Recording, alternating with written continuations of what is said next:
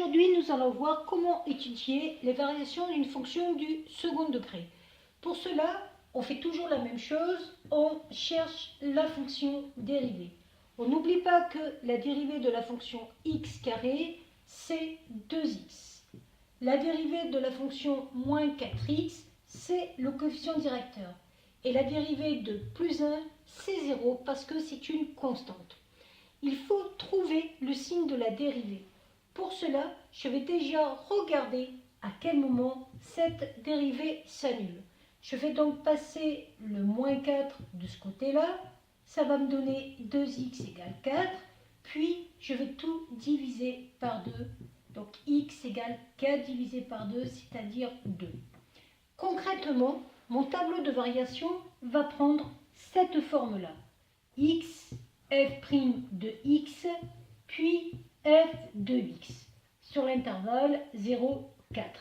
Je vois que la valeur qui annule la dérivée, c'est la valeur 2. Je vais donc mettre un 0 en dessous de cette valeur charnière. Cette dérivée est une fonction affine. Lorsqu'on a une fonction affine, pour trouver son signe, on sait que c'est représenté par une droite et on sait que ici, le coefficient directeur est 2. Or, ce coefficient directeur va nous dire que la fonction est croissante. Je vais donc avoir une fonction affine qui est représentée par une droite qui monte. On avait trouvé que la valeur qui est annulée, c'était la valeur 2. Concrètement, en dessous de la valeur 2, je vais avoir un signe négatif, au-dessus, un signe positif. Ça va me permettre de donner le signe de la dérivée, moins et plus. Je vais donc avoir une fonction qui va être décroissante, puis croissante. Il me suffit ensuite de calculer les images pour le tableau de variation.